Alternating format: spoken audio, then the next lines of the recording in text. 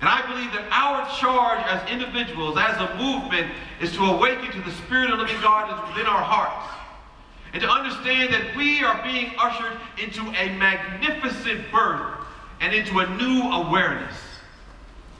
And we know that whenever there's a new birth, whenever anything new is coming through in any shape or form, that there's a sense of negativity that comes up at times, a sense of violence that may come up, a sense of constriction and expansion, and it's not always easy and fun. I mean, maybe for you all, when you go through changes, it's like smooth and easy, no problem whatsoever. But if you are the type of individual that does that, please levitate from your seat, float to the front of the room, and simply tell me how you do that. But we're here to have this high vigilant midwife consciousness and see through all the doubt, the fear, the worry that sometimes comes up. Because we have been blessed to be born in very interesting times, as the Chinese tell us.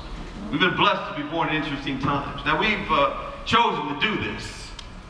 Now there may be a part of us that says, not really, I don't know what. I didn't come here to get involved in all this. All I want to do is just like sit back, meditate, go into a cave, and I don't want to handle any of this at all, but no, we chose to be here. So we've been asked to be born in these very interesting times today. So that the conditions that we're facing can allow us to bring forth the gifts and the talents and the capabilities of who and what we are.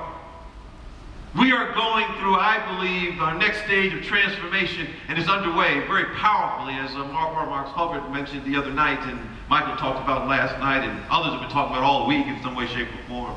So I'm kind of just repeating what they've already said. But we're here going to a deeper sense of inner space, to explore and to research and to bring the dynamic truth of our inner being. Because on some level, we know that the predicament to anything on a human level lies in liberating the creative potential that is within us. And that the challenges that we face, the crises that show up, the polarizing forces that sometimes come up are showing up in our world in order that we can have this collective transformation.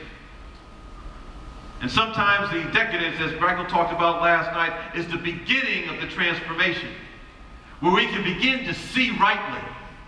And we begin to see the kingdom of God, the kingdom of heaven, and we can participate in it right here and now. And I believe for us to do that, we must awaken to our, what I have termed, our authentic swing in life. Or reclaim our authentic swing, our authentic selves, not only as individuals, but as a unity movement, but ultimately as our world. And this idea came to me as an authentic swing from a movie I just saw recently, that I believe symbolizes a universal process that we all must go through to find our authentic swing. It's a movie called The Legend of Bagger Vance. Many of you have seen that. As you remember that at the center of that story, there's a young man named Rudolph Jr. And he was a promising golfer from the city of Savannah, Georgia.